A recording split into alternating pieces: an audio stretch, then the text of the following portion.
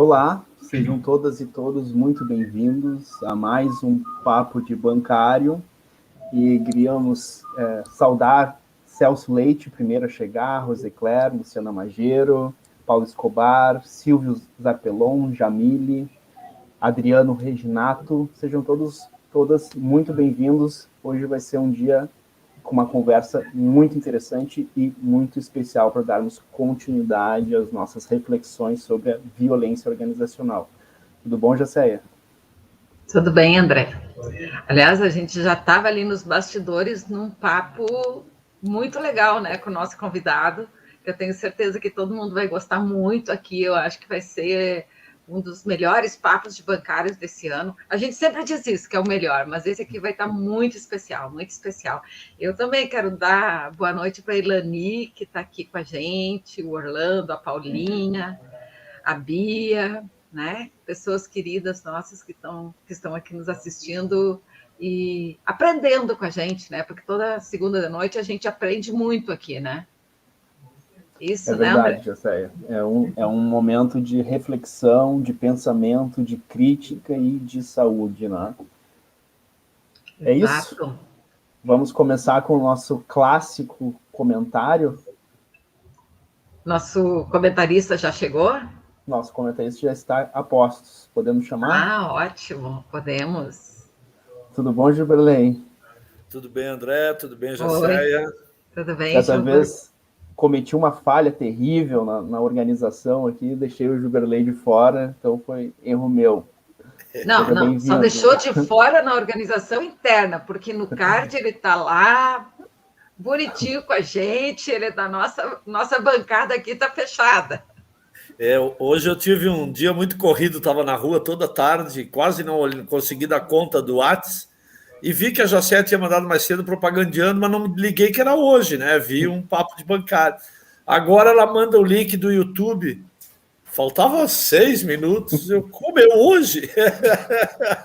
Eu não recebi link nesse, não teve grupo, mas deu tempo, estamos aqui para, né, poder comentar esse agradável programa aí que tem muito contribuído aí para as nossas reflexões sobre a saúde da categoria bancária e do conjunto, né, da classe trabalhadora.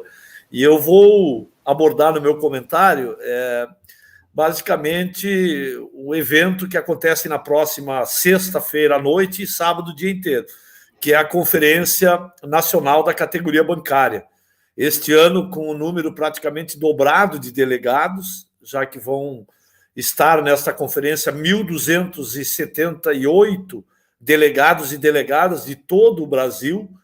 E eu chamo atenção porque justamente este ano que nós já temos o acordo assinado, já que assinamos por 2 anos em 2020, né? No último programa, inclusive, comentamos sobre o reajuste, que a categoria toda já estava perguntando se isso era certo, enfim, né? E que estamos aí estimando, o INPC sai até o dia 9 de setembro, mas vai ficar aí um pouco superior a 10% o reajuste, né? E aí muitos podem perguntar, bom, mas se este ano não tem campanha, não tem negociação, não tem renovação de acordo, por que a Conferência Nacional e desse tamanho? Porque tem muita coisa, sim, para que a gente possa fazer uma reflexão, entender o que está acontecendo e ter um plano de lutas da categoria bancária para reagir a esse atual momento que nós estamos passando e que, sem dúvida nenhuma, é um dos piores momentos, né, na história de organização e mobilização das lutas coletivas da categoria bancária e para o conjunto da classe trabalhadora, né, evidentemente por conta do governo que temos, dos ataques que acontecem no Congresso. Então, basicamente, a nossa conferência nacional, e já tratamos disso na conferência estadual há cerca de 10 dias atrás, que é aproveitar esse momento justamente para fazer essas reflexões. Primeiro sobre esse tema da conjuntura, né? Sabemos que muito das saídas que nós podemos ter para esse momento de grave crise passa, sim, por 2022 nas eleições, tanto para presidente como para o Congresso Nacional. Então, esse é um debate que a gente vem acumulando no Comando Nacional e que deve ser a tônica da Conferência Nacional. Quer dizer, a categoria precisa acordar, né, que essas coisas que acontecem no dia a dia, que a gente sofre com medidas que retiram nossos direitos, que pioram a nossa saúde, né, elas não acontecem de graça, né, e elas são fruto dos projetos que se colocam em disputa no processo eleitoral. Então, não é possível que um bancário que sofra com esses ataques, quando chega na eleição, desvincule o seu voto com essa luta de resistir a toda esta situação. Então, esse é um debate franco que nós precisamos fazer com a categoria. E não é só na eleição majoritária. As eleições proporcionais também são fundamentais, porque muitas vezes o bancário e o conjunto do trabalhador até faz a opção para presidente, para governador ou para prefeito em um candidato que dialogue com a defesa dos seus interesses, dos seus direitos, mas na proporcional acaba votando porque um amigo indicou, porque o vizinho era candidato, porque esse vai dar um jogo de camisetas novas para a nossa equipe de futebol. E isso não é mais possível, porque o resultado disso é que nós temos um Congresso Nacional onde a maioria representa o setor patronal, né, onde é amplamente contrário aos interesses da classe trabalhadora. Então, a gente tem que fazer esse debate, vamos fazer na Conferência Nacional com toda essa representação, justamente para que esse debate retorne aos locais de trabalho. Nós temos que nos prepararmos para as eleições de 2022. Nós temos que votar tanto candidato a presidente, a governador, mas também em deputados estaduais e federais, candidatos que tenham este compromisso, porque depois o que a gente assiste é a reforma da Previdência que tira direitos, é uma medida provisória que entra de um jeito e sai pior do que entrou, retirando tantos outros direitos, como aconteceu agora com a MP 1045, onde praticamente libera, né, a extrapolação da jornada e reduzindo o percentual que incide na questão da hora extra, quer dizer, e tantos outros ataques. Ele praticamente libera novamente o bancário para trabalhar sábado e domingo, sem nenhum debate, tanto com a categoria como com o conjunto da sociedade.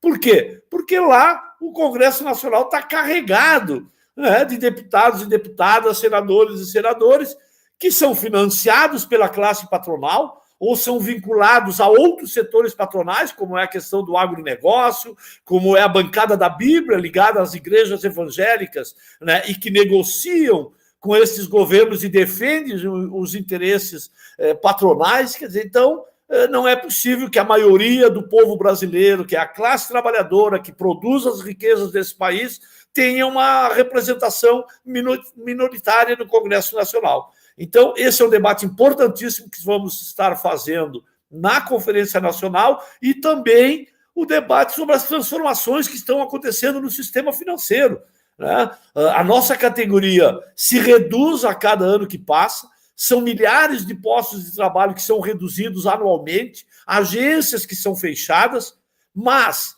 o conjunto de trabalhadores que trabalha para o ramo financeiro, estes aumenta. Quer dizer, então, por que reduz a categoria bancária, mas os trabalhadores do ramo aumentam? Quer dizer, há necessidade, sim, apesar do avanço tecnológico, há muita necessidade de mão de obra. Quer dizer, quem faz a relação com o cliente ainda precisa ser um ser humano, né? Não é as máquinas que vendem os produtos, que atendem e resolvem as questões que os clientes levam às agências, né? Então, o que está por trás disso é uma manipulação por parte dos bancos para ter trabalhadores do ramo financeiro precários, com remuneração abaixo, como tinha uma empresa, inclusive criada pelo Banco Santander, onde o salário era inferior ao salário mínimo. Eles tiveram que fazer um aditivo para pelo menos pagar uma verba que corrigisse o salário de entrada até o salário mínimo. Quer dizer, a gente não pode ficar assistindo isso e permitir, né, como se não tivesse nada a ver com a gente. Tem tudo a ver com a gente, uma categoria que tem uma história de organização e luta, e por isso o movimento sindical está chamando a categoria para essa reflexão e para que a gente possa ter um plano de reagir, de ir para cima dos bancos. Não podemos mais permitir. Os bancos estão criando empresas que, na sua nomenclatura, não são empresas financeiras, mas que vendem todos os produtos bancários, abrem conta corrente. Quer dizer, então a gente precisa aprofundar esse debate com essas transformações que vem acontecendo no sistema financeiro e lutar que se há essa necessidade, e há sim, de ampliação do sistema financeiro, que seja com trabalhadores e trabalhadoras que sejam respeitados, que tenham uma condição digna de trabalho e salários que dê para viver minimamente. Então, esse é o debate. E, por último,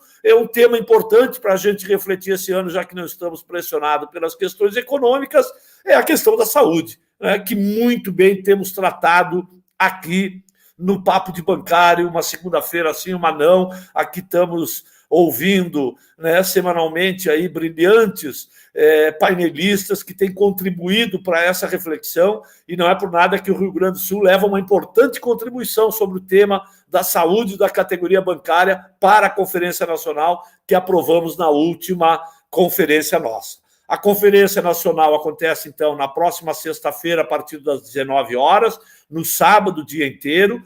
Quem pode participar diretamente são os delegados e delegadas, mas todos poderão assistir a partir das mídias da Contraf, onde ela estará sendo transmitida, né, para todo o público. Então, esse era o comentário que eu queria deixar aqui em mais este Papo de Bancário, né, sempre contribuindo aí para essas reflexões importantes. Então, era isso, um bom programa para todos nós, André e Jacéia. Valeu, Jubilei. Um abraço. Até a próxima. Valeu, Juba. Obrigada. Obrigada. Importantíssimo, né, José? O Juberley fez um panorama que, se caísse a ficha para as pessoas, para os trabalhadores de modo geral, não estou aqui falando só para os bancários, né? A gente podia ter um Brasil e um mundo bem melhor, né? Se escolhêssemos bem quem nos representasse, né? É verdade, isso aí. Eu acho que, na verdade, esse processo todo que a gente está vivendo, esse processo trágico, né, de 600 mil mortes, muitas famílias, muitas pessoas enlutadas, uma catástrofe, eu acho que, apesar de todos o terrível do que está acontecendo, a gente poderia tentar aproveitar disso para uma politização, para as pessoas entenderem que faz diferença em quem se vota, que urna eletrônica não é patente, né? Então, que é importante as pessoas votarem e que é importante todos nós participarmos ativamente de um projeto, né? Um projeto para o país. Né? Então, estou bem feliz, Jacé, não sei se tu reparou que tem bastante pessoas novas aqui, né? Então, queria convidar todo mundo que está chegando aqui pela primeira vez, ou comentando pelo menos pela primeira vez aqui, como a Maire Gonçalves, a Leandra Silva, Vander Garcia, Ana Maria, Márcia Hernandes, César, Alberto, todas as pessoas que estão chegando aqui pela primeira vez, verifiquem se estão inscritos no canal, porque a gente está sempre fazendo uma produção, a gente quer ampliar a divulgação do canal, e bem importante, todo mundo que está assistindo agora verificar se está assistindo pelas páginas do Facebook, se curtiu, ou no YouTube também, se deu já o like, para a gente poder aumentar a relevância desse papo de bancário, para que outras pessoas que eventualmente não receberam as notificações possam receber e possam, no meio da apresentação aqui, participar. Então, todo mundo que estiver assistindo aí, like, inscrição, e se puder, compartilhar com um colega que não está aqui, que poderia estar, que poderia se interessar por isso, também seria uma forma bem interessante da gente produzir redes de solidariedade e difusão de conhecimento que importa. O que mais, Jacéia? Vamos chamar nosso convidado principal? Vamos nossa estrela da noite? Vamos chamar. Tu tem aí nosso convidado, estava aqui pegando no celular para não deixar passar nada. Então, o professor Leonardo Tonon. Ele é doutor e mestre em administração pela nossa gloriosa Universidade Federal do Rio Grande do Sul, é graduado em administração pela Universidade Estadual do Maringá, é professor adjunto da Universidade Tecnológica Federal do Paraná. Essa universidade está muito sintonizada com o nosso mundo do trabalho de hoje, né? E também é professor do programa de pós-graduação de administração da Universidade, que é o PPGA, da universidade lá, tá? Programa de pós-graduação. E pesquisa a questão da influência da tecnologia no trabalho contemporâneo. Seja bem-vindo, Leonardo. Muito boa, com certeza. Seja bem-vindo. Boa tarde ou boa noite aí para vocês. Muito obrigado pelo convite. E, meu Deus, eu nem sabia de quem você estava falando aí, José. Né? Não, espero que eu possa corresponder o mínimo possível, né? Com algumas coisas que eu Passou trago pela aqui para URGS, vocês. passou pelo Rio Grande do Sul por 6 anos, pelo menos. É boa gente. Opa! Eu falei, hoje me deu saudade de tomar uma polar na Rua da Praia. A polar agora... também em desuso. Está mais em alta que a Heineken. Mas a Heineken chega aqui, né? A polar não. Tá certo. Muito bom, pessoal. Então, assim, só para fazer uma introdução bem rápida, né, para situar também o professor Leonardo no que a gente está trabalhando, a gente tem trabalhando todo esse ano um único tema, que é a questão da violência organizacional. A gente já estudou vários aspectos, né, que constituem essa violência, e hoje a gente chega no último aspecto que a gente quer abordar, que é o aspecto dos aspectos gerenciais da violência organizacional. O que isso quer dizer?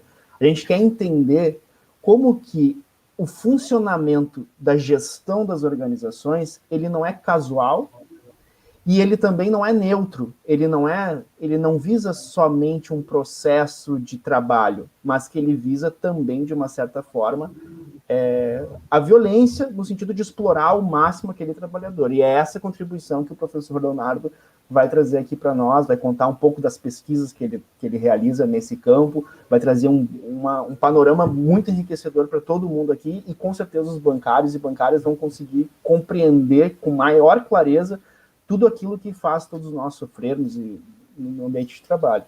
Então, Leonardo, se tu pudesse começar falando para nós o que é isso que a gente chamaria de gerencialismo. Bom, tem vários caminhos para a gente seguir, por isso daí eu vou tentar focar, porque quando eu começo a falar disso eu não paro, né? Essa questão que você falou da violência, eu acho que é um dos principais, exatamente porque é um assunto necessário e tão pouco discutido.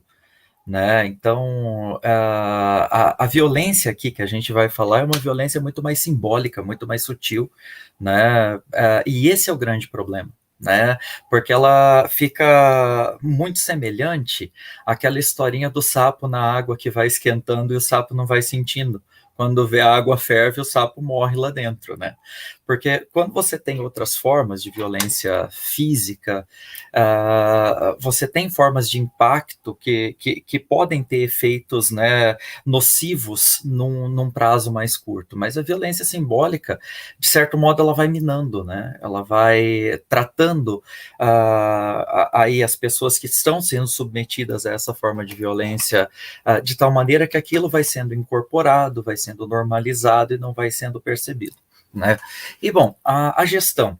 Primeira coisa que eu gostaria de falar aqui é que eu não sou um daqueles que quer atirar a gestão na fogueira. Não, longe disso. Eu acho que querer gerir, querer fazer da melhor maneira, de uma maneira eficiente, não é problema, né? O problema é quando você passa a pensar que a gestão vai resolver todos os problemas e passa a fechar os olhos para a consequência da gestão, quanto mais para o excesso de coisas que a gestão traz para a gente. Aí sim, a violência simbólica começa a pairar.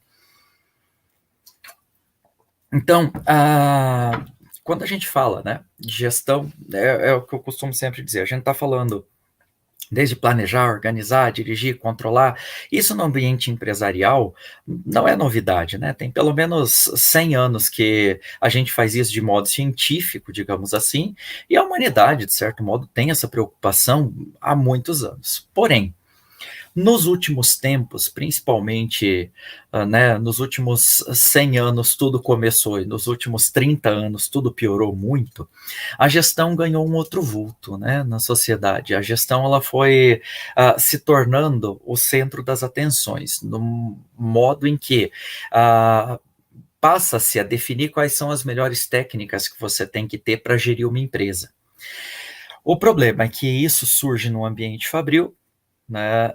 Daí ele extrapola o ambiente fabril e ele vai indo para outras empresas que não só as fábricas, né, onde as pessoas passam a ser tratadas como partes de máquinas, né? E quando a gente fala do setor do serviço, setor bancário, né, ou vários outros setores aí, não é de se espantar que muitas vezes os gestores acabam adotando técnicas que são muito parecidas com aquelas adotadas, né, nas indústrias e por aí vai.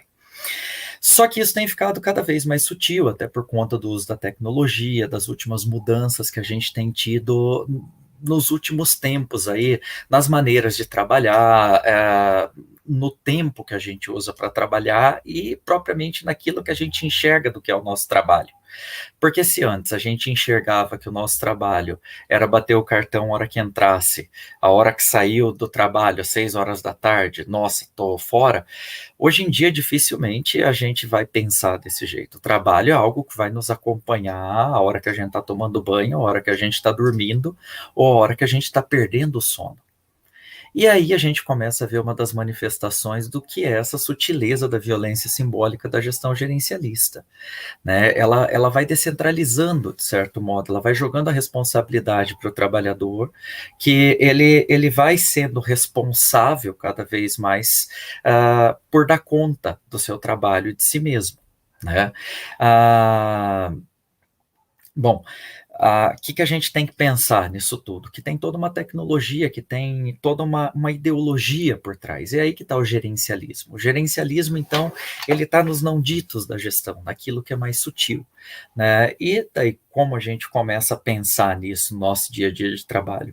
Não é muito difícil, né? É só pensar, primeiro, em todas essas responsabilidades que acabam caindo nas nossas costas, e mais do que isso, não só as que caem nas nossas costas, mas aquelas que a gente acaba assumindo sem mesmo ninguém ter dito nada para a gente.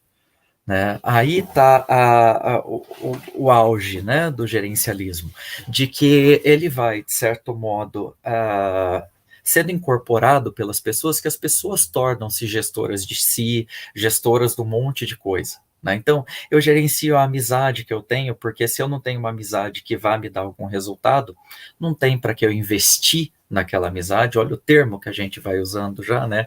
Ou então eu vou investir na minha saúde, ou então eu leio aquelas matérias, né, que saem aí em diversos sites, algumas revistas famosas, dizendo, né, o que eu tenho que fazer para ter um desempenho melhor no trabalho, ou então como que eu tenho que me vestir, me portar, me comportar, o que eu tenho que consumir, mas sempre com aquela lógica de como aquilo vai dar resultado lá para o meu trabalho. Né? E isso vai sendo internalizado de uma maneira tão forte que quando vê a gente já entra naquela, né, a nossa subjetividade, de certo modo, ela passa a ser totalizada por isso, e a gente vai aderindo, né, quase que voluntariamente à ideia de que gerir é realmente a panaceia, gerir é o que vai fazer o mundo funcionar. Né? E como que também isso me ajuda, né? Tem um autor que eu gosto muito, que é o Vincent de Goulejac, que é um francês, ele fala que nossa sociedade hoje está adoecida pela gestão.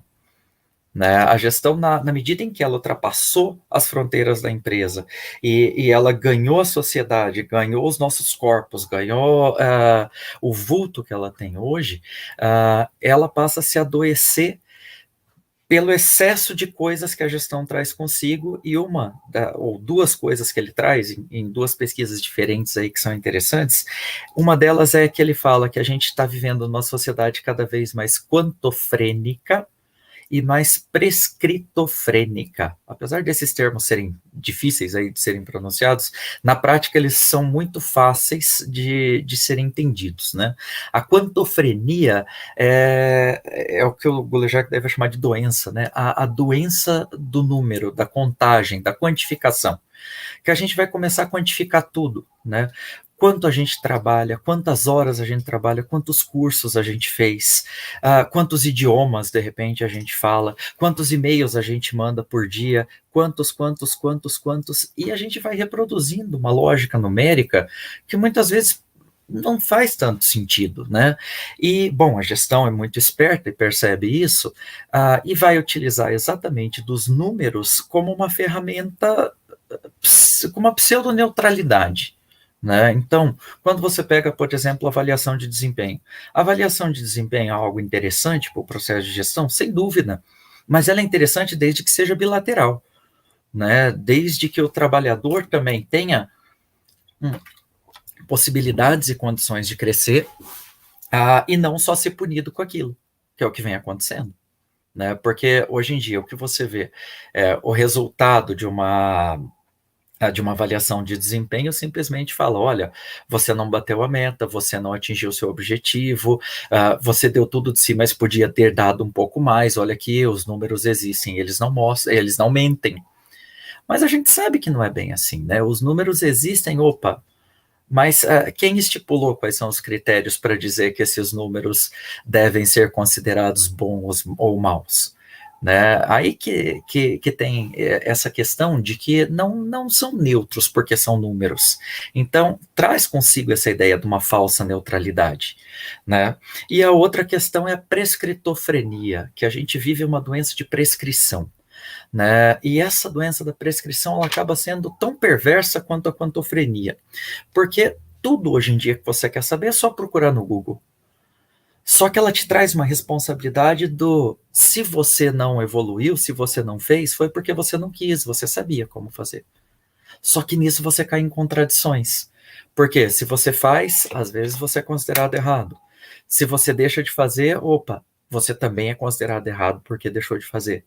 Então, isso tem aumentado muito a questão também da violência. Né? Então, ao mesmo tempo que as cobranças por metas, por números, muitas vezes inatingíveis, ela se torna uma violência simbólica, porque a pessoa passa a viver em função daquilo, sem ter tempo para pensar em outras coisas, e passando por cima de seus valores, passando por cima de muita coisa aí para atingir esses números, a prescritofrenia ela é tão perversa quanto. Né? Porque sempre eu vou ter uma receita de bolo como se fosse milagrosa que resolveria, e se eu não fui atrás, cabe a mim me responsabilizar por não ter corrido atrás, como se eu fosse um super ser humano que desse conta de tudo. Né? E esse cenário tem se tornado cada vez mais comum, e o que a gente tem observado, né, principalmente aí, nas áreas gerais que trabalham com serviço, isso tem se popularizado muito. Né, por conta exatamente dos resultados que ele traz. Né, que é inegável falar que, principalmente se a gente pegar no setor bancário, ver os resultados que o setor bancário no Brasil tem tido nos últimos anos, que isso está saindo de onde? Se não do esforço, do trabalho, das subjetividades que estão sendo capturadas dos trabalhadores em geral também. Né? E como consequência, o que a gente vê é exatamente isso, é esse excesso que nos cabe, né, de cobranças, mas também, ao mesmo tempo, de autocobranças, essa questão de ter que lidar com esses dilemas que respondam ao mesmo tempo o trabalho, mas que respondam também às demandas familiares e outras demandas de outras esferas da nossa vida social, acabam, de certo modo, nos ocupando de tal modo que a gente fica sem respirar. Né? E daí começam a vir as doenças ocupacionais, as doenças psicossomáticas, né? As crises aí que vocês já devem ter comentado aqui de burnout e outras coisas que vão acontecendo, que são as consequências, né? Bom, se algumas pessoas vão percebendo isso, ok, se elas buscam ajuda, ok, mas a gente sabe que isso não é a maioria. Né, a maioria acaba indo naquela lógica do sapo, que a água está esquentando e não está percebendo que não é um super-humano. Né? Leonardo, eu quero fazer não sei se é uma pergunta, mas é uma questão aqui. Dentro de todos os mecanismos que são usados, né, para persuadir, para conquistar. Eu acho que hoje o patrão, né, quem manda, ele está ganhando a disputa ideológica. Ele está ganhando. Né? E eu tenho percebido, assim, pelo meu dia a dia, muitos bancários me ligando para perguntar sobre o PLR, quando é que veio o PLR. Não seria o PLR uma forma também de sedução, né, onde tu vai trabalhar porque tu tem ali uma pontinha de talvez de compensação de receber um pouquinho a mais, né? Pode parecer deslocado, assim, uma pergunta crua no meio do PLR, mas eu acho que me lembrou muito isso que estou falando, né? Porque parece que está tão assim, não interessa o resto, desde que o PLR seja bom. Olha, eu acho que você foi tão feliz nessa colocação, porque, bem, você usou o termo aí que a gente usa para a gestão gerencialista. A gestão gerencialista é uma adesão voluntária. E para ela conseguir essa adesão voluntária, ela seduz. Né? Então, essa persuasão, essa sedução, vem por um monte de caminhos. E não adianta negar que a remuneração não é. E é. Né? E, bom, a remuneração direta, principalmente aí, e as indiretas, no caso do PLR, mas essas formas de reconhecimento financeiro, digamos assim, sim, até porque, primeiro, elas contribuem, de certo modo, com o esquema da quantofrenia, por uma via de mão duplas, né? Porque você tem um número que é financeiro, mas você tem também os números que são atrelados ao R, né? Porque o L, que é o lucro, ok, isso não é tão dependente do trabalhador. Mas quando a gente fala no R, opa, peraí, aí já tem um acordo, aí já tem alguma coisa que eu tenho que fazer para atingir esse resultado também. Né? E certamente isso é extremamente sedutor, porque acaba dando uma parcela de repente considerável frente àquilo que eu estou ganhando todo mês, e considerando a atual conjuntura socioeconômica, óbvio que isso vai fazer diferença, né? E onde eu já começo a planejar o futuro com aquilo. Tem um elemento que piora muito isso aí, mas daí é uma questão bem estrutural, né? A gente tem que pensar que nos últimos tempos, uma coisa que cresceu muito foi a questão do consumo. A gente não consome mais da maneira que a gente consumia há 30, 40 anos. Né? Hoje em dia nós somos muito mais estimulados a consumir. Então, se o trabalho antes ele era alvo de identidade, se ele era considerado uma questão de gerador, de significado, de sentido do trabalho, ok, ele continua sendo, mas hoje coexiste como sendo um grande meio para eu atingir o consumo. E a partir do momento que eu tenho essa possibilidade de consumir mais, né, certamente isso pode sim ser uma ferramenta na qual eu vou me deixar seduzir. E não é a única, né? Esse consumo aí também vai de outras coisas, de repente, que são oferecidas em questões de status, por exemplo, que também vão ajudar a eu me seduzir e, sei lá, né, desenvolver minha gratidão eterna por aquela instituição na qual eu trabalho. Me diz uma coisa, professor,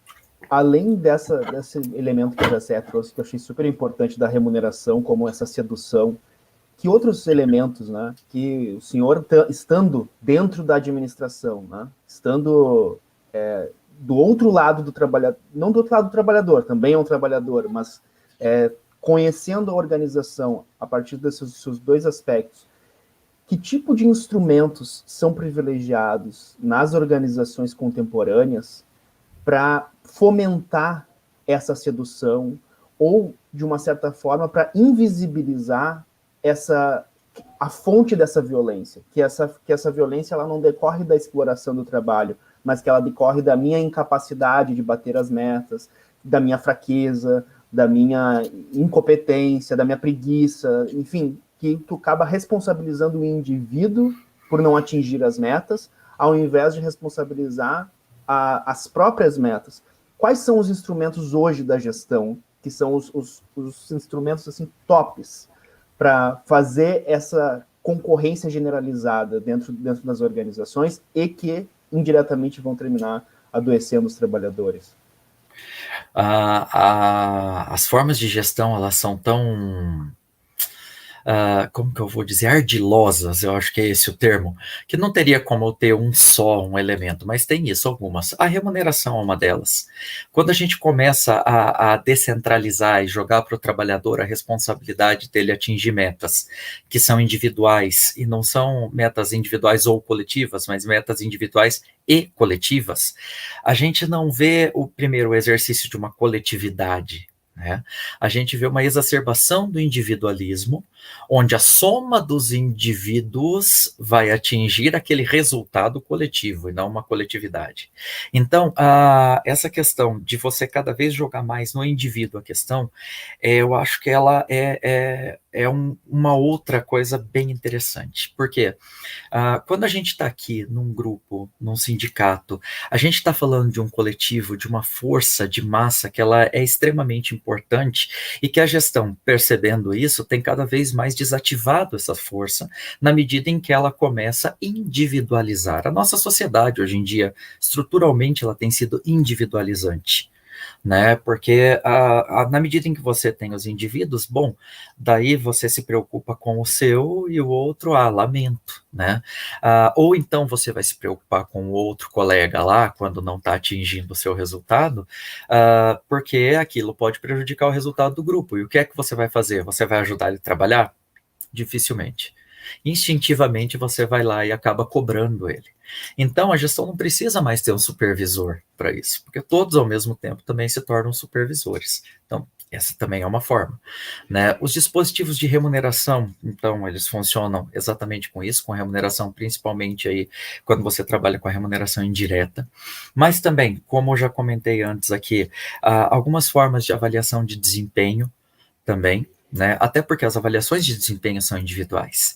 E daí, atrelado às avaliações de desempenho, tem uma ferramenta que ela, né, pode ser extremamente interessante para o trabalhador, mas que também a gestão ela pode usar muito a seu favor, que são as ferramentas de desenvolvimento, né? Então, ao mesmo tempo que o trabalhador tem nas ferramentas de desenvolvimento uma possibilidade de crescer, de aprender, né, de vivenciar outras possibilidades visando seu desenvolvimento profissional e pessoal, a empresa joga isso como uma contrapartida e fala, olha, mas nós estamos oferecendo possibilidades aqui de você se desenvolver e crescer, e você está oferecendo o que para nós? A gente sempre vai esperar um pouco mais, né? Então, esses elementos, né, eles acabam se somando no nosso dia a dia. E quando a gente entra naquela lógica de que a gestão ela não vai vir mais só de cima, mas a gente incorpora, aí está o grande risco também. Porque quando a gente vê, a gente está reproduzindo essa lógica, não só para nós mesmos, mas no nosso grupo, com os nossos colegas de trabalho, não entendendo muito bem, de repente, as especificidades que eles estão vivendo, como vocês comentaram aí, num momento tão difícil agora, como a gente tem vivido no último ano, simplesmente vai lá e cobra como se fosse um algoz também, né? E, bom, aí tá o grande problema, da gente deixar muitas vezes de enxergar o nosso colega de trabalho como classe, como colega de trabalho, a gente passa a enxergá-lo ali só como uma parte a mais, e a gente incorpora uma supervisão que a gente não está sendo remunerado ou reconhecido para aquilo. A gente simplesmente acaba reproduzindo e supervisionando um colega, mesmo sem aquela ser parte do nosso trabalho. Tu falou aí, Leonardo, da questão de ferramentas de gestão que tem uma linha de desenvolvimento, de crescimento, né? Tu ir crescer na tua carreira, ter uma carreira.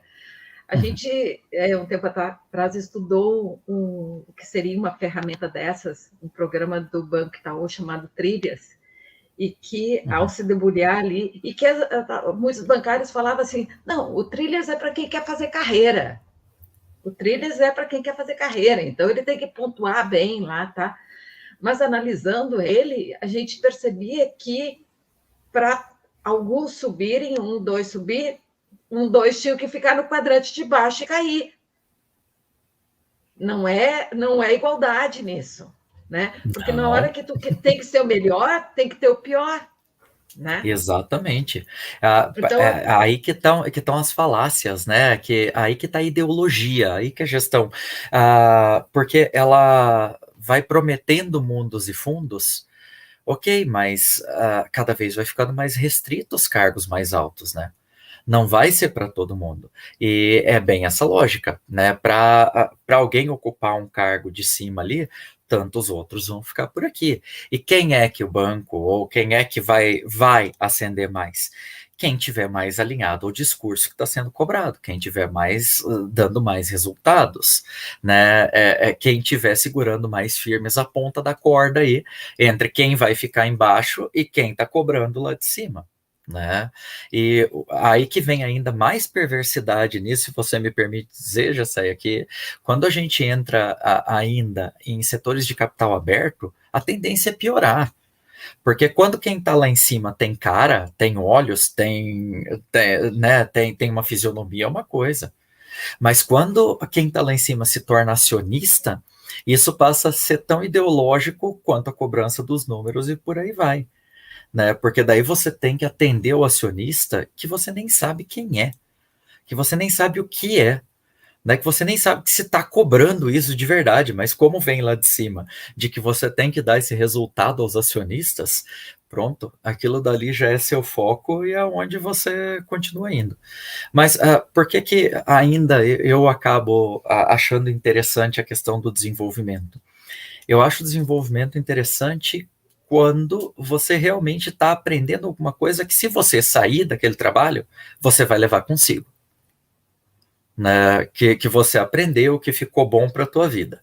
Porque se de repente você está aprendendo a fazer um monte de coisa, está se desenvolvendo, e parou de fazer aquilo, nunca mais usou para nada, opa, aí é complicado, porque aí você perdeu um tempão da sua vida direcionado lá para algumas coisas que não estavam realmente te fazendo feliz, mas estavam agradando, de repente, teus superiores naquele momento, né? E, Leonardo, tem uma questão que eu acho interessante, que a gente foi reaparecendo em vários papos de bancário, e que acho que foi uma das questões que nos motivou a fazer essa série da violência organizacional, que é o seguinte: em muitos casos, a organização, ela não tem explicitamente, ela não ordena explicitamente que um trabalhador seja violento com o outro. Né? Não há essa ordem explícita. Mas nas relações de trabalho, vão desde das questões mais insignificantes até as questões, às vezes, mais significantes, vão ocorrendo conflitos que são extremamente prejudiciais e destrutivos para as pessoas que estão ali naquele ambiente de trabalho. Vai ocorrendo um adoecimento, às vezes sutil, às vezes avassalador. Qual é o papel, na tua opinião, dessa gestão, ou até reformular um pouco, essa ideologia gerencial, no sentido de a empresa se organizar a sua finalidade, organizar o seu ambiente de trabalho exclusivamente a partir de resultados objetivos? Olha, isso é certo, isso é errado, isso está prescrito, isso não está prescrito, então eu vou cumprir as ordens, né? Foi isso que me mandaram, eu estou fazendo o que me mandaram, e nada mais do que me mandaram. Então, a pessoa dentro daquele ambiente da gestão, ela está assegurada com a razão, ela está fazendo aquilo que ela foi mandado ela fazer. Mas se perde nessas relações, muitas vezes, o comprometimento ético, da consequência que isso vai ter com o teu colega, que vai ter com a pessoa, às vezes até com o próprio consumidor, ou enfim. Como que a gestão, de uma certa forma, utiliza essa matematização das relações, e que isso pode, de uma certa forma, contribuir com o adoecimento das relações de trabalho? Tem várias maneiras dela contribuir, e a primeira, por incrível que pareça, é a mais simples que existe: ela não fazendo nada. Porque se ela não faz nada, a gente já vive numa sociedade que tem estimulado a competição desde quando a gente é criança. Né? Veja, né? E aí tá uma questão que agora eu estou discutindo numa pesquisa com uma orientanda minha de mestrado, né? Como que as famílias, de certo modo, também reproduzem discurso gerencialista nos profissionais, né? Então, bom, se você pensar, eu estou aqui com meu filho pequeno, eu já vou colocar para ele estudar um idioma, né? Mas não basta só o inglês, tem que ser o inglês e o chinês, que é o que é a língua do futuro. Não basta dele fazer um esporte coletivo para aprender a conviver em grupo, ele também tem que aprender um esporte individual né, aprender a correr atrás daquilo que depende dele, por aí vai. Então eu já começo a reproduzir, né? E por isso, muitas pessoas, principalmente quem está entrando no mercado de trabalho nos últimos 15, 20 anos, já entra com essa cabeça, né, de que, bom, eu vou chegar ali e já vamos competir, a gente está ali para dar resultado, se o resultado é esse, por aí vai. Mas daí, bom, como se não bastasse, se a empresa não fizesse nada, isso já funcionaria, mas bem ao contrário, né? Além de não fazer, ela estimula exatamente algumas coisas. Então, como a gente já falou aqui, as metas fazem isso? Fazem. Os planos de reconhecimento fazem também, porque, de repente, os planos de reconhecimento, eles não carregam consigo só aquela questão, né, cognitivo-comportamental, de que, se eu estou premiando eu estou dizendo o recado para os outros, olha, vocês também têm que se esforçar para serem premiados, mas eu também estou dizendo, você não ganhou porque você não fez. Né? Então tem toda uma punição, né, muito sutil que começa a surgir por aí. E começam a ressurgir algumas coisas assim bem interessantes, vinculadas, né? Vou puxar de novo o PLR.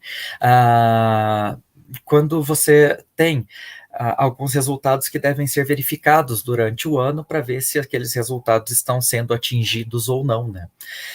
Toda vez que você tem esse tipo de coisa também, cara, você vai ter a meta ali, você vai ter os números que não estão subindo, você vai ter, né, tão bonitinho o nome, né, a gestão ela gosta de usar muitos termos estrangeiros, assim, que são os dashboards, né, ai, que bonito, você tem um dashboard ali para ver como é que está indo o resultado, e numa dessa, ok, você não tem o individual, porque, nossa, seria antiético fazer isso, mas você tem o coletivo, você vê se a galera está atingindo ou não.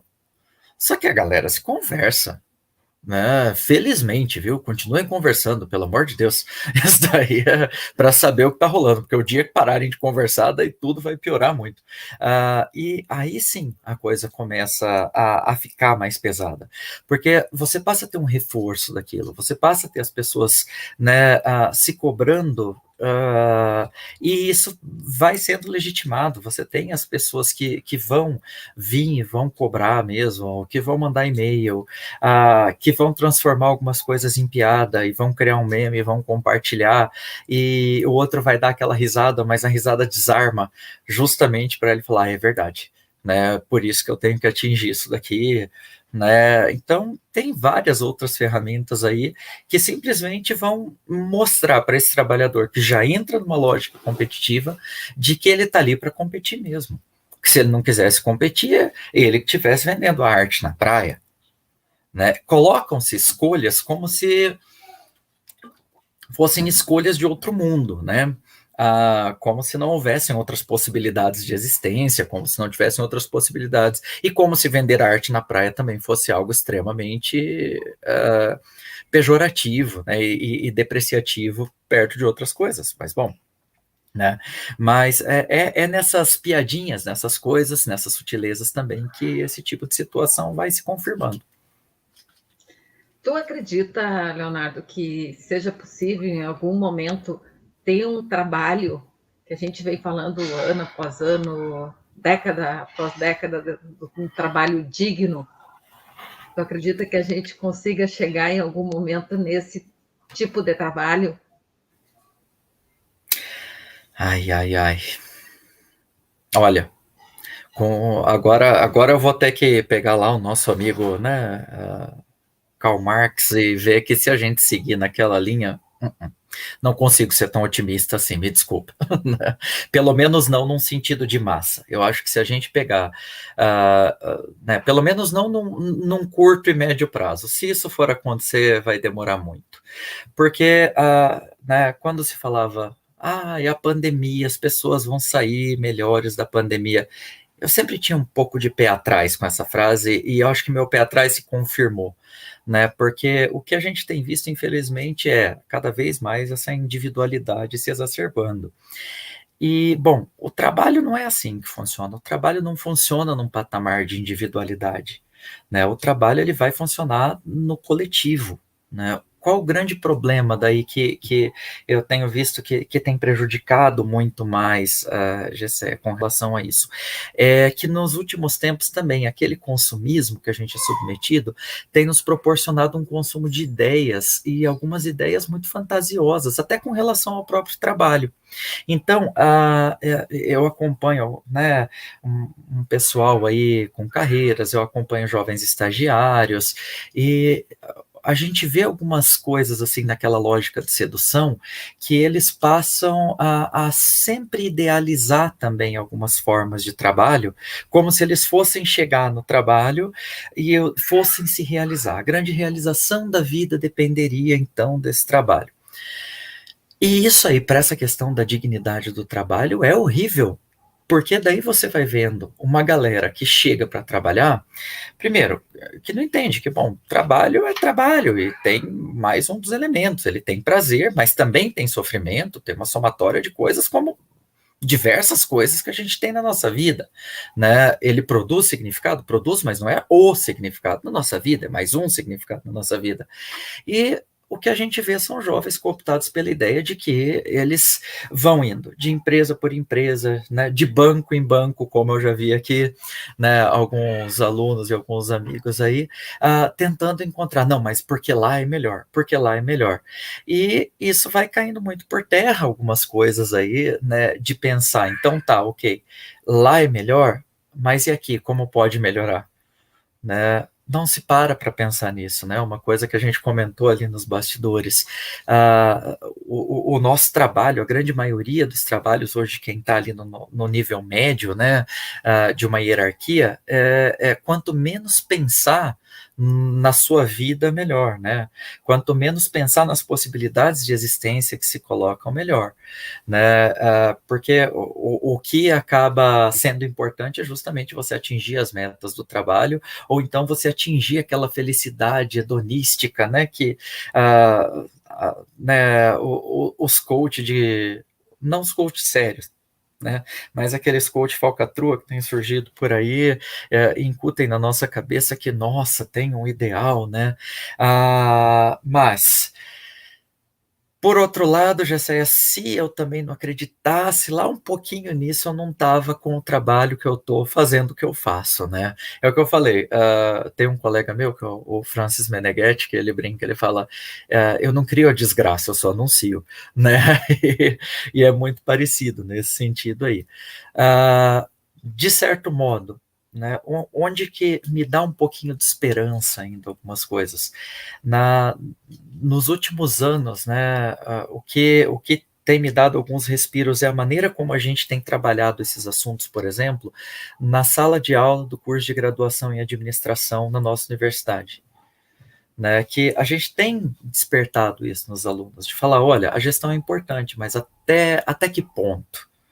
Né, ali quando o André colocava a questão da ética, né, a ética está sendo deixada de lado, né? Infelizmente, o que a gente menos pensa é eticamente. E o que a gente tem trabalhado com os nossos alunos, e felizmente, quando a gente acompanha alguns egressos, a gente, não são todos também não, né? Não vamos né, fantasiar, mas muitos estão muito com o pé no chão com algumas coisas assim, né, que eles tentam, de certo modo, em seus trabalhos, levar em prática todas essas reflexões, toda essa formação que a gente tenta estabelecer com eles também, de se darem conta, né, a questão do se dar conta de que, bom, aquilo que ele está submetendo, de repente, outras pessoas, ele também está sendo submetido. As consequências que as outras pessoas vão ter, ele também pode ter. De certo modo, isso tem nos ajudado um pouco, né? Mas eu acho que esse movimento teria que ser bem maior, porque, né, infelizmente, é bem o que foi falado aqui no começo, né, da frase Juberley, o nome do que isso, falou antes, isso. Né? Cara, é muito uma questão de organização política, é muito uma questão de ver quem que a gente vai colocar para traçar as nossas políticas também, né? Porque, infelizmente, algumas coisas a gente teve um grande retrocesso aí, né? E no campo educacional, infelizmente, também um deles, né? Então, tem. Na esperança a gente continua tendo, mas não sei se a minha geração vai ver isso, né? Mas vou tentar plantar a semente. E, Leonardo, me diz uma coisa. Agora, se tu pudesse deixar uma mensagem para todos os trabalhadores que hoje estão submetidos a formas de trabalhos em que são cooptados por essa organização de trabalho, por essa organização gerencialista, o que tu considera, tendo essa visão ampla de como funcionam as organizações, de como elas capturam as subjetividades, como elas submetem os trabalhadores, se tivesse que dar uma mensagem, um recado, o que seria fundamental para os trabalhadores que hoje estão submetidos atentarem, se darem conta, naquilo que depende do trabalhador que é capturado, o que falta para eles compreenderem esse processo? Qual é o elemento central dessa compreensão? Conversem. Encontrem espaços coletivos de fala com os colegas. Primeiro, para identificar que aquilo que, de certo modo, está te incomodando, pode estar incomodando outras pessoas. Mas na medida em que ninguém verbaliza, na medida em que aquilo vai sendo normalizado, em que aquilo não é problematizado, a tendência é de ser naturalizado. Então, os espaços de fala, espaços como esses daqui, espaços de refletir, espaços, nem se for do cafezinho, né? Desculpa aí se tem algum chefe, tá, para falar mal do chefe, mas vocês que são psicólogos sabem, para o processo de elaboração é extremamente importante, mas conversem com os colegas, com os seus familiares, porque os familiares também às vezes entram nessa lógica. Né, teve uma pesquisa um tempo atrás de uma colega, né, da professora Andréa Ultramari, que é do Rio Grande do Sul, inclusive ela é professora hoje lá na Escola de Administração, que ela percebeu que muitas vezes tinham bancários, altos executivos bancários que não aguentavam mais, não queriam largar, que queriam largar de certo modo sua carreira, mas as famílias acabavam fazendo pressão para que esses caras não largassem. Né, porque senão a família ia ter que abrir mão de muita coisa. Então, né, se tivesse que resumir, eu falaria, vocês viram pelo jeito aqui que eu falaria umas 5 horas numa boa, né? Mas se fosse uma coisa assim, converse. Fale de suas aflições, falem de seus medos, e é isso. Você falou aí sobre a questão que muitas vezes a família não entende, né, o sofrimento que tu está passando dentro do local de trabalho. E a sociedade toda trata isso como frescura, né? Fraqueza, frescura. Manda quem pode, obedece quem precisa, a vida é essa, é desse jeito, né? E eu trabalho no sindicato, no Departamento de Saúde, há 26 anos. Ouço muitas histórias, né? E me chama muita atenção daqueles que adoecem, da dificuldade que tem para compartilhar esse adoecimento com a família, né? Com amigos, né? Escondem o adoecimento, dizem que estão em férias, estão em licença de saúde, que se arrumam e saem de casa para trabalhar. Né? Exatamente. É um sofrimento dobrado, né? O da doença. Sim, porque além de ser adoecido.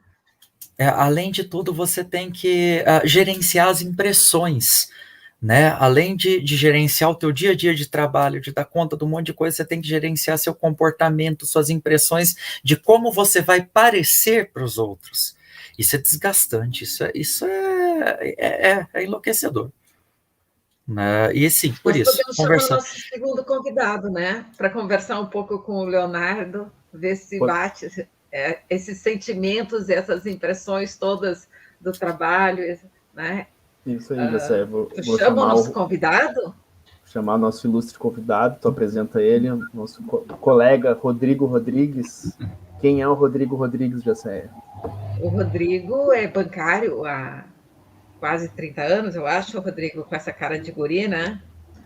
E gerenciou segmentos do banco, né? Então, é um cara que cresceu, né? Se desenvolveu dentro do banco, né? Até o ponto de adoecer.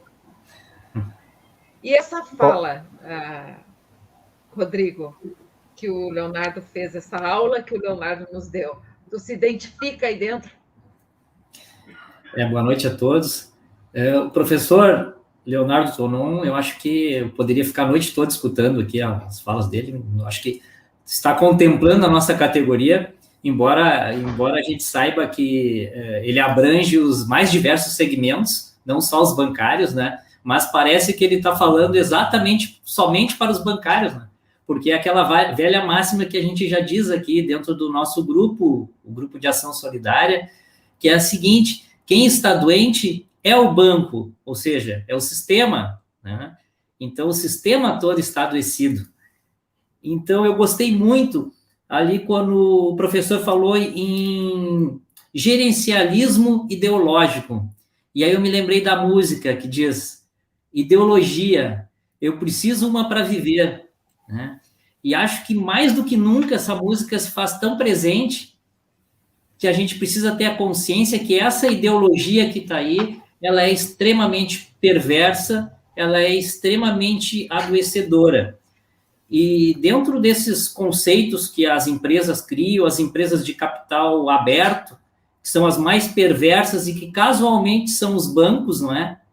Dentro das suas lógicas, eu lembrei até do meu trabalho de conclusão lá na faculdade, professor, que ele tratava da avaliação 360 graus, que a avaliação 360 graus, ele é um mecanismo extremamente perverso, que ele é usado para que o bancário ele seja avaliado dos mais diversos âmbitos, todos avaliam, né? O acionista, o cliente, fornecedores, o gestor, o próprio subordinado. Então, esse sistema ele cria um estado de hipervigilância que acaba trazendo o adoecimento. Então, eu acho que muito enriquecedor as suas falas, as suas colocações, tem tudo a ver com a nossa categoria, né? E essa coisa que o senhor diz ali de que o sistema ele é montado para a gente não pensar. E isso eu posso dizer com muita propriedade, porque eu fui uma máquina do banco, né? Eu não pensava, só trabalhava. Então, antes, a gente estava conversando, eu contei rapidamente, né? Que eu sou um sobrevivente, uma pessoa que levou 2 tiros de 45 e renasci das cinzas. Voltei aqui hoje para contar a minha história, né? E mesmo doente no hospital, preocupado em voltar para trabalhar, pedindo para sair de férias, e meu chefe lá consultando para ver se dava para colocar ele em férias, para ele voltar e seguir produzindo, né? Então, é de uma perversidade sem tamanho. E eu costumo dizer, costumo contar, quando eu falo da minha situação, como é que eu me sinto hoje, né? Graças ao Sindicato dos Bancários e ao nosso Grupo de Ação Solidária, eu costumo dizer que eu sou como o apóstolo Paulo, porque o apóstolo Paulo, ele trabalhou muito tempo para o Império Romano, né? E ele achava que aquele era o único modo correto de viver, né? Até que ele conheceu o cristianismo, né? E ele viu, ou seja, ele começou a pensar, como na sua fala, não é? E começou a perceber que a vida não é só, a gente não pode ser só aquele robô que produz e que não pensa, né? E a nossa categoria e as pessoas que estão participando aqui hoje, muitas delas já tiveram essa mesma experiências semelhantes com a minha, pessoas que adoeceram de tanto trabalhar, porque, professor, por incrível que pareça, nos bancos só adoece quem trabalha muito. As pessoas que trabalham no banco e que ficaram doentes, que tiveram que se afastar, elas só se afastaram quando a corda estourou, entendeu? Elas foram até o último, e muitos não resistiram, muitos morreram no meio dessa trajetória, né?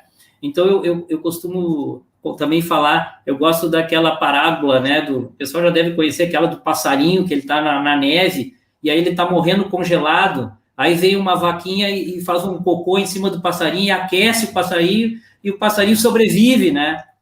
Então, eu costumo dizer, o que aconteceu comigo é muito semelhante, né? Eu estava quase que num estado de morte, e acabei renascendo, e acabei pensando, e nessa trajetória também, acabei vindo para o sindicato, acabei me tornando um dirigente sindical.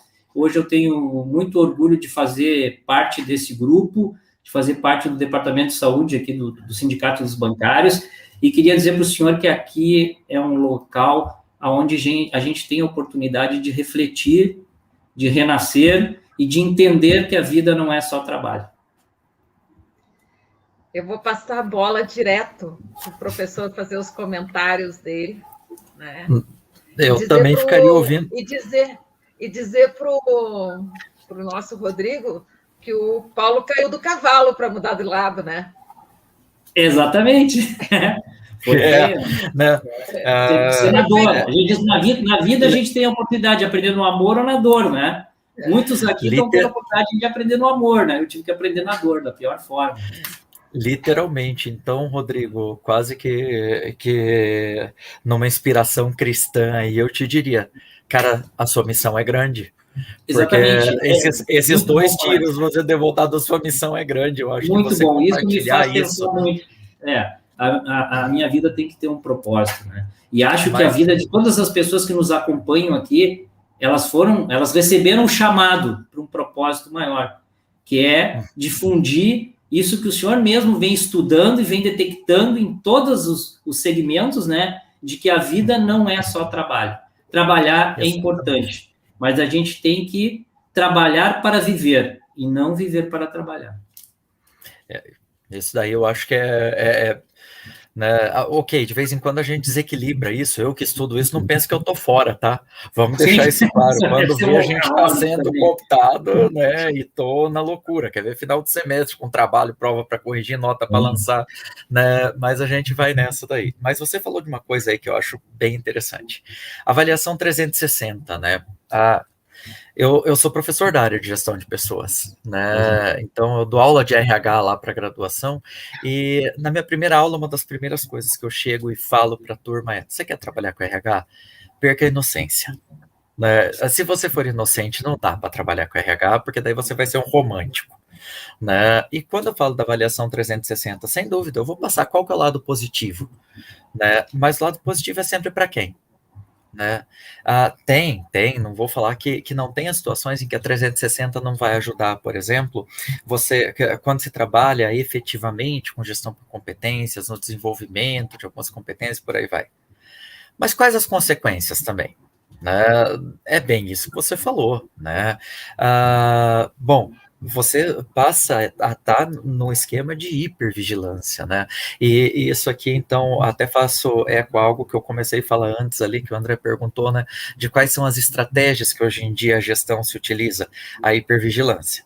Só que hoje a gente não precisa mais de câmera, né? Hoje a gente tem um banco de dados que faz isso. Hoje a gente tem um sistema que nos controla o tempo inteiro, né? Então, os nossos superiores, eles têm acesso a isso também. E só o fato da gente saber que eles têm acesso aos nossos resultados, André, né? Só continuando, né, como outra ferramenta, já nos faz trabalhar mais. A gente nem sabe se eles estão olhando, mas só o medo de saber que eles podem estar nos olhando já faz com que a gente trabalhe mais, né?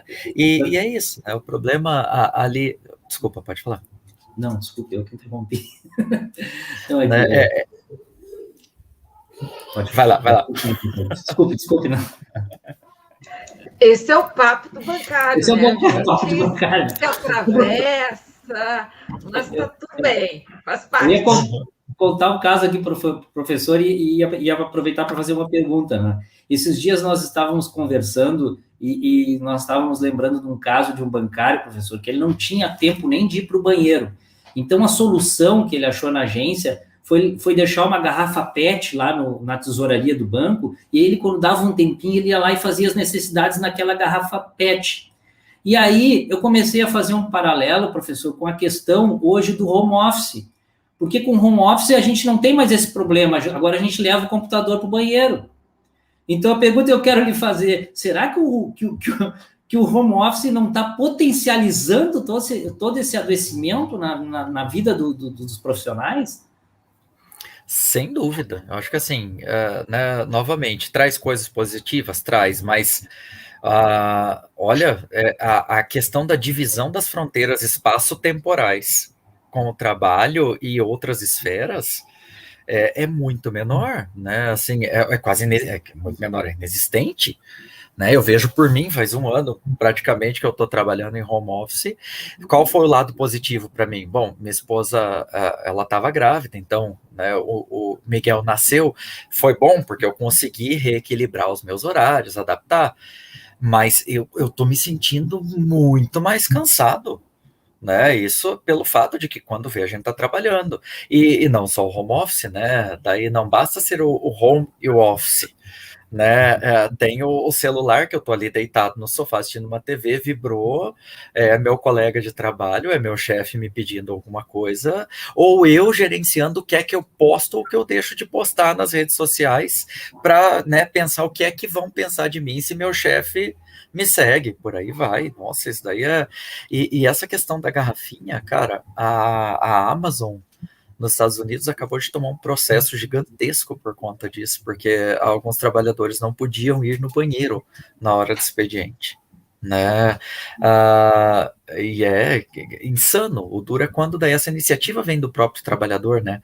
Isso é desesperador, assim, quando você vê o trabalhador falando, não tá dando tempo de ir no banheiro, então deixa eu resolver isso daqui dessa maneira. E isso A é Amazon, ideológico, professor. Total, porque a Amazon tinha uma proibição, que ela proibia as pessoas de irem no banheiro fora do horário. Aí, nesse caso, não. Aí, nesse caso, tá tão... A autorresponsabilização tá tão gigante, cara, que a pessoa, né, encontra soluções para dar conta do trabalho, né? E até cuidar do seu corpo não é cuidar do seu corpo, é só dar conta do que eu preciso fazer fisiologicamente para continuar trabalhando. Perfeito. Eu queria só fazer... Queria, antes do... fazer... Tá. Não, antes da gente se despedir do professor Leonardo, eu queria só fazer trazer uns comentários aqui que eu achei bem interessantes, que vão bem ao encontro do que o professor trouxe como sendo não uma solução, mas pelo menos um caminho, que é essa importância de estarmos juntos, de refletirmos, de pensarmos, de conversarmos. E eu queria trazer o comentário aqui que é bem sintomático da Aliandra Silva. E ela diz o seguinte: fui demitida faz 1 mês, estou em tratamento médico e ainda não consigo dizer que não trabalho mais no banco. Mas, paradoxalmente, a Aliandra, que está há 1 mês, foi demitida e que não consegue dizer que foi demitida, ela está aqui conosco, no Papo de Bancário, dizendo que foi demitida. Então, é um paradoxo, mas ela conseguiu se libertar desse aprisionamento, né? E é exatamente isso é o espaço coletivo de fala. E a gente está aqui para falar para você, Leandra. A gente entende perfeitamente isso, né? Infelizmente você não está sozinha, não é a única, mas assim realmente o trabalho ele tem esse peso gigantesco, né? Mas bom, depois, né? O que a gente deseja é que você esteja bem, né? E esse tratamento médico, se você está fazendo, ótimo. É um caminho. A Leandra vai ficar bem. Sim. A gente está cuidando, né? Ela vai ficar bem. Ela tá? Que ótimo. Então, você já tem... ela sobrevive também. Né? Sim, e é isso, sabe? É ver que, sim, existem outras possibilidades aí, tá? E o mundo vai certamente te mostrar alguns caminhos. Você já tá vendo. Se você tá em tratamento, olha, já é um caminho. O problema é quem nega isso, né? Como é que diz a frase, né? Aquilo que não nos mata nos fortalece. Né? E esse é o local certo. Exatamente. O Rodrigo é o rei das charadas. Ele tem frase de efeito para tudo. Aqui virou o mundo dos despertos. O gás é onde as pessoas acordam para o real. Professor, a gente não quer lhe prender mais, né? Eu acho que a sua participação foi maravilhosa. Espero que a gente consiga fazer outros encontros, que a gente consiga, em breve, talvez fazer um seminário presencial e conversarmos esse mesmo bate-papo, se olhando, sentindo a presença um do outro ali, né? Então, fica um agradecimento profundo da sua participação, né? E o convite para outros encontros. Muito Eu que obrigada. agradeço. É sempre uma delícia a gente poder falar um pouco sobre aquilo que a gente faz que fica tão preso dentro dos muros da universidade, né? E eu acho que essa é uma oportunidade que a gente tem, às vezes, de mostrar o que é que a gente faz também, como a gente pensa, né? Espero, de certo modo, ter atendido as expectativas de vocês aqui, mas eu Parabéns, gostei professor. muito também, né? Essa iniciativa de Maravilhoso trabalho. vocês. Muito obrigado, né? Mas a iniciativa de vocês é muito boa. Sigam firmes nessa e estou à disposição sempre que precisarem. Então tá, professor. Muito obrigado então pela presença e até breve, esperamos. Um grande abraço. Até breve. Tchau, tchau. Valeu, professor. Tchau, tchau. E aí, pessoal? Muito legal, né? E aqui eu estava até pegando alguns outros comentários de alguns colegas que responderam para a Leandra, né? E se melhorar, estraga. Dentre eles a Deise Menezes aqui, né? Com certeza, todos e todas temos um propósito, a dificuldade está em nos perceber, em nos conhecer, por isso é importante o convívio, né? E ela traz essa outra ideia que quando a gente nos permite conviver, fazer trocas, temos a oportunidade de saber quem somos, nossa capacidade e dificuldade. Ela coloca muito isso, que às vezes o trabalho se torna a fuga dos trabalhos e o algoz dos trabalhadores, e como é importante esses espaços de reflexão para a gente perceber, né, os limites do trabalho e o que importa realmente na vida. Né? Sabe o que me preocupa, André? Me preocupa são os bancários, e não são poucos, né, que estão adoecidos e estão sozinhos, né? Porque os que nos acompanham aqui, a gente sabe que o caminho ele é árduo, mas do outro lado, essas pessoas, assim como eu, saem muito mais fortalecidas, né? Então me preocupa os nossos colegas que estão sozinhos. Então até como um apelo aqui, quem souber de colegas que estão passando por um momento difícil, porque os bancos estão demitindo mesmo, a situação está perversa, tragam para nossas reuniões do GAS nas quartas-feiras, tragam para o nosso grupo, vamos nos fortalecer, vamos nos unir, porque a saída ela não é no individual. É verdade. Exatamente. Né? Exatamente. Esse é o nosso lema eterno, né? O nosso mantra. A saída não é sozinha. O professor acabou de também nos dar a opinião dele ali de que é necessário conversar. E ninguém conversa sozinho, né? A gente só conversa, pelo menos tendo mais alguém junto, né? Eu gosto quando... um barulho aqui que eu vou resolver, tá? Só um instante. Eu gosto quando a Jacéia, ela costuma dizer muitas vezes, né? Várias vezes já vi ela dizendo, né? Que para ela é nenhum a menos. E realmente, para ela não é nenhum a menos, né? Às vezes eu sei que as pessoas até extrapolam, às vezes, né? Eu sei que o bancário está ali no momento de desespero, né? Mas no nosso grupo ninguém fica para trás, né? A gente está junto, se fortalece junto. Me diz uma coisa, Rodrigo, da fala do professor, tudo que ele trouxe, toda essa questão da gestão, tu que já esteve lá, nos dois lados da gestão, né? Sendo gestionado e gestionando, teve alguma das questões que ele trouxe que para ti te marcou mais, que tu considerou mais importante, mais relevante? Não, eu acho que tudo que ele levantou ali é extremamente importante, né? Ele deixou muito claro que, na verdade, essas técnicas que os bancos utilizam, ela é só para fazer as pessoas produzirem cada vez mais, né? Para os bancos, pouco importa se as pessoas vão adoecer ou não, porque aí, quando a peça quebra, eles vão lá e trocam, e vem mais um, e vem outro, assim. Tá cheio de gente na fila querendo trabalhar em banco, né? Então, eu acho que tudo que ele falou ali foi muito rico, né? E mesmo que de uma forma generalizada, que atende todos os segmentos, né? Então, é aquilo que a gente diz, né? É o sistema que é doente, né? E alguém tem que parar esse sistema, né? E nós somos responsáveis, né? E a política, eu tenho aprendido muito que a política, ela é fundamental nessas mudanças, né? Porque, por exemplo, esse governo que nós temos hoje, a gente vê que ele não tem preocupação nenhuma com o ser humano, né?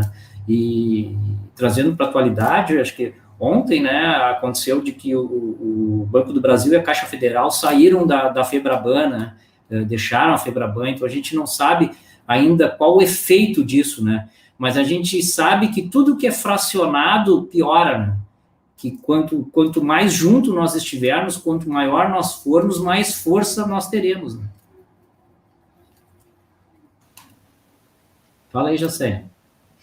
Me deu um acesso de tosse. Desculpa.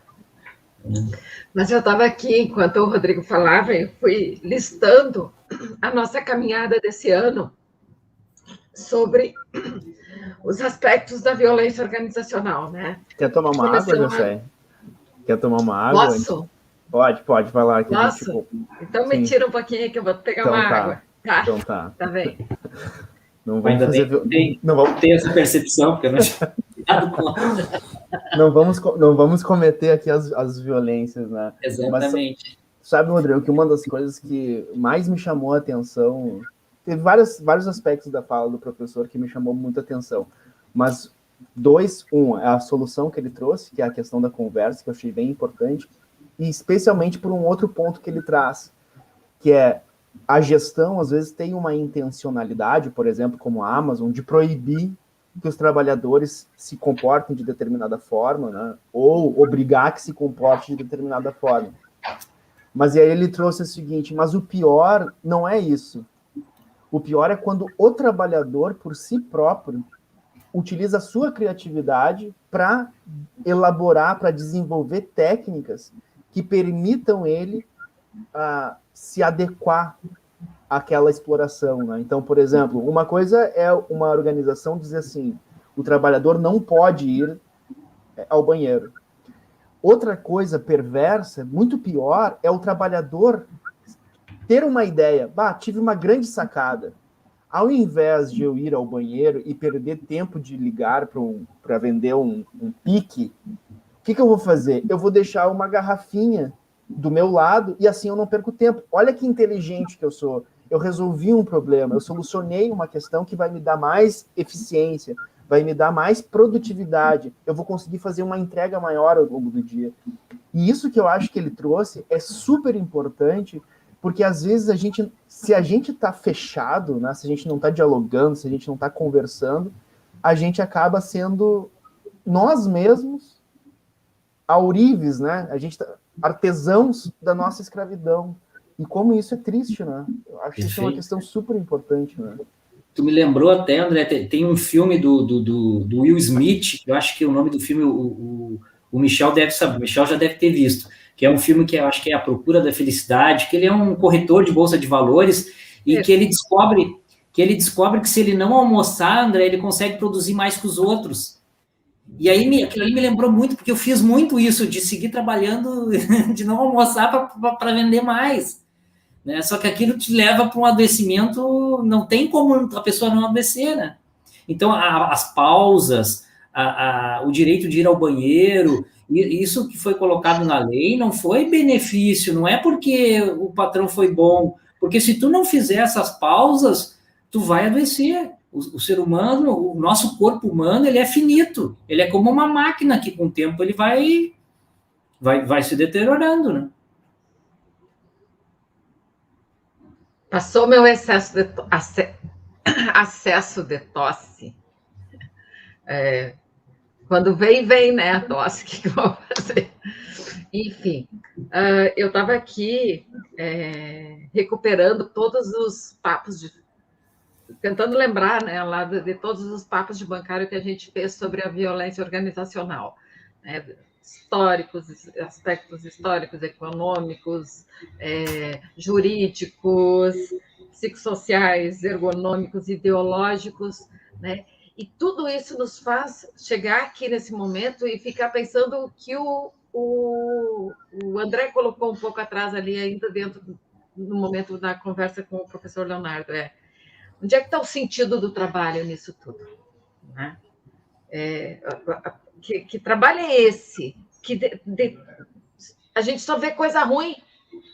Né? Que trabalho é esse?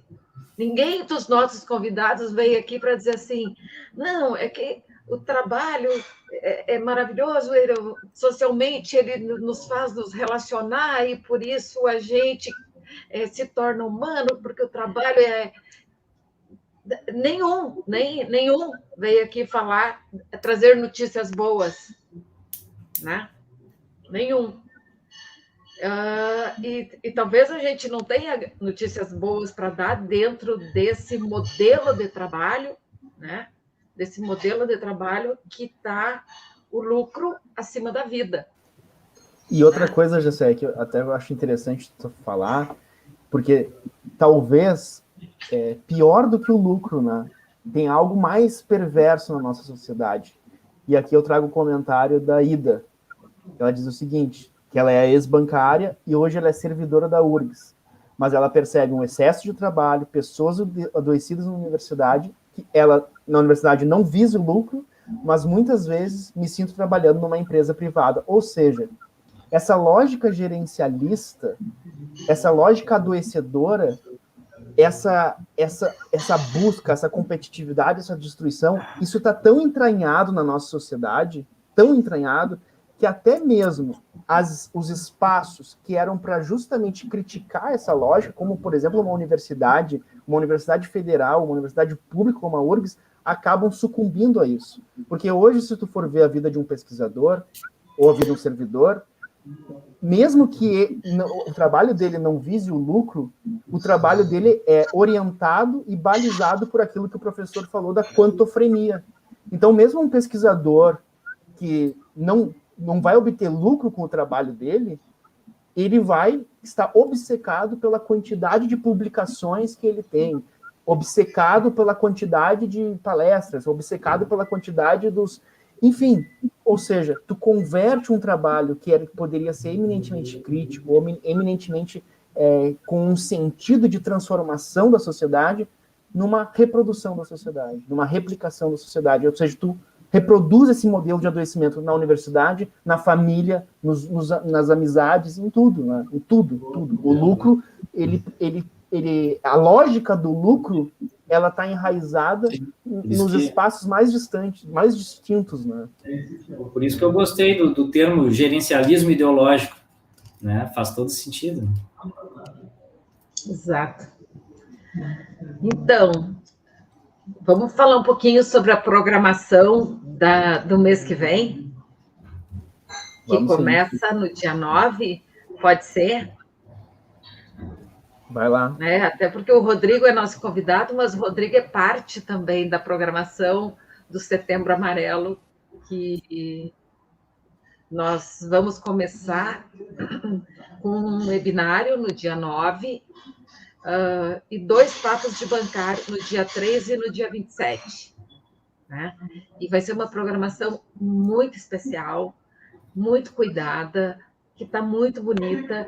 Tu tem a imagem, tu consegue colocar aí do webinário, André? Não consegue? Vamos falando que eu vou tentando colocar aqui o slide aqui, mas vai demorar um pouquinho, mas a gente pode ir falando enquanto eu vou pegando. E que é importante vocês, para o webinário, eu não sei aqui se todo mundo já recebeu o card com o link para se cadastrar, para no dia não dar confusão, a inscrição é muito importante para tu poder receber o link e no dia assistir lá. Então, quem não recebeu aqui, pode botar nos comentários. Eu acho que também tem o Michel que está acompanhando, que pode colocar ali o link para se inscrever para esse webinário.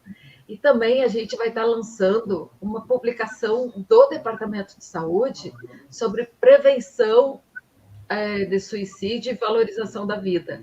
Um material maravilhoso, muito bem feito, pelo Vitor, pelo André, pela Gabriela, né? E que vai ser, eu acho que uma referência de um material não acadêmico, não médico, né? E que vai ajudar muito, muito os trabalhadores a cuidar do seu colega, do seu familiar. Né? Eu acho que esse é o principal objetivo desse material, dessa publicação que a gente vai estar lançando nesse webinário. Então, se cadastrem lá, né? Participem, né? E tenho certeza assim, que vai ser um show, vai ser muito legal. Nós ainda vamos ter uma conferência com a professora Ana Maria, que é uma estudiosa da questão do suicídio, do luto, né? É importante a gente também olhar para esse fenômeno do suicídio com um olhar diferente do que nos dizem que tem que ter. Que não se pode falar, que é anticristão, que Deus não aprova, que não sei o quê. Não, a gente tem que ter um outro olhar para esse fenômeno, né? Que é um fenômeno de desespero, quem busca essa saída, né? E que precisa, muitas vezes, do que a gente vem falando desde o início desse papo de bancário, de uma conversa, de um espaço para conversar, para trocas.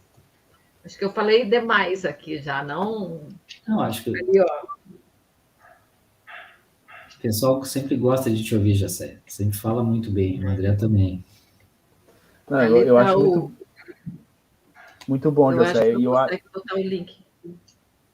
O link o Michel compartilhou aqui nos comentários, quem quiser. Bancários, eu vou deixar aqui mais um pouco na tela, mas vocês, quem não tiver acesso, setembroamarelo.bancariosrs.com.br. É só se inscrever. Acho que é trabalho de um ano, né, André? É um trabalho de um ano. A gente fez um estudo, uma publicação, que o objetivo é capacitar, né, os trabalhadores e trabalhadoras para quê? Para que eles possam, primeiro, qual é o grande objetivo? Esse que a Jacéia trouxe.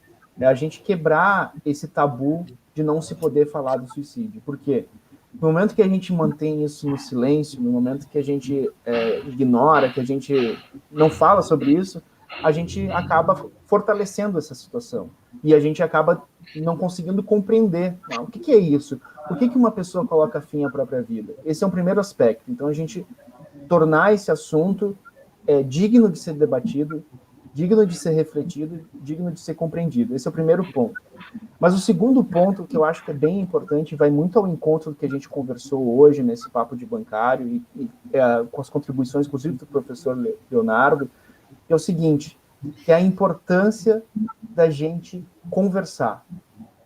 Por quê? Porque muitas vezes a gente acaba tentando abordar o fenômeno do suicídio simplesmente do ponto de evitar que alguém coloque fim à própria vida, né? Então, essa é o ímpeto esperado de todas as pessoas. Como é que eu evito que isso aconteça? Como é que eu evito que uma pessoa coloque fim à própria vida? Que uma pessoa morra? Que uma pessoa não queira mais viver? Então, todas as iniciativas são colocadas nessa direção. Só que nesse processo, a gente esquece de um ponto, e que é o ponto mais importante, é se perguntar, que vida é essa que a pessoa não quer mais viver? A gente não se pergunta como sociedade, como grupo, como indivíduos, a gente não se pergunta que vida nós estamos vivendo. Ou seja, a gente não quer que as pessoas coloquem fim à sua própria vida. E essa é como muitas vezes a psicologia ingressa nesse assunto, a psiquiatria, a medicina, enfim. As pessoas não querem, vamos impedir que as pessoas coloquem fim à sua própria vida. Mas quem é que se preocupa com que vida que nós queremos que a pessoa viva? Porque olha os relatos que o professor trouxe, que o Rodrigo trouxe, que a Jacéia trouxe. Olha a indignidade a que são submetidos uma enormidade de trabalhadores e trabalhadoras. Isso, aqueles que têm trabalho para serem submetidos à indignidade, porque tem outros que vivem numa indignidade de tal tamanho que nem a indignidade do trabalho eles têm. E aí, o que a gente está discutindo? A gente não quer que as pessoas coloquem fim à sua própria vida, mas a gente não se preocupa. Mas com que vida a gente quer que as pessoas vivam? E essa, do meu ponto de vista, é o ponto de virada dessa discussão. Sim, e que vida as pessoas gostariam de viver, né, André? Que vida que a pessoa gostaria de viver? Por isso que é um trabalho de, primeiro, desmistificar, né, tirar esse tabu. Em segundo lugar, fazer, eu acho que em primeiro lugar até, fazer a promoção da vida, né? Promoção da vida. O suicídio não é saída para nada. Suicídio não é saída, né? Mas a gente precisa... tu não pode manter a pessoa dentro do inferno. Fica vivendo. Tu não pode acabar com isso. Fica vivendo no inferno.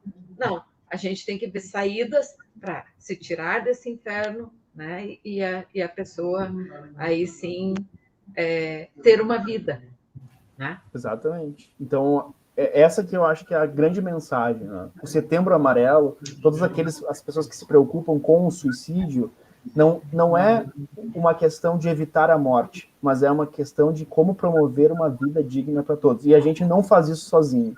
A gente precisa estar juntos, a gente precisa estar em coletivos, a gente precisa estar em grupos. E teve aqui, né, alguns colegas que falaram que não conhecem o Grupo de Ação Solidária. Esse é o momento ideal para conhecer um grupo de mais de 20 anos que existe no sindicato, e a gente está fazendo as reuniões, todas elas online. Então, quem não conhece, quem não participa, tem o contato de algum dos bancários que estão aqui hoje participando do Papo de Bancário, entre em contato, pede para ser adicionado no grupo, pede para receber esse link e participa, né? Não precisa participar ativamente, não precisa ficar com a câmera ligada, é só dizer lá que estou aqui, estou ouvindo, estou escutando, se sentir à vontade em algum momento conversar, para que a gente faça isso que o professor trouxe, que a gente reconheça que muitas das coisas que às vezes nos afligem individualmente não são questões nossas, individuais, mas é uma coisa de toda uma sociedade, né, Rodrigo e Jacéia? Sabe, uma coisa que eu acho sensacional, eu gosto de falar, porque quando teve lá o documentário Quem Está Doente é o Banco, eu acho sensacional a hora que a Jamile senta no sofá da casa dela, abre a janela e olha assim, mas tu sabe que eu nunca tinha percebido aquela paisagem, aquela, né? Então, eu acho sensacional aquilo, porque eu vejo que aquilo ali é um momento de virada de chave dela, entendeu? Foi o momento que ela virou a chave, que ela viu que a vida não era só o banco, né? E que tinha todo um universo para ser vivido, né? E isso o gás trabalha muito bem.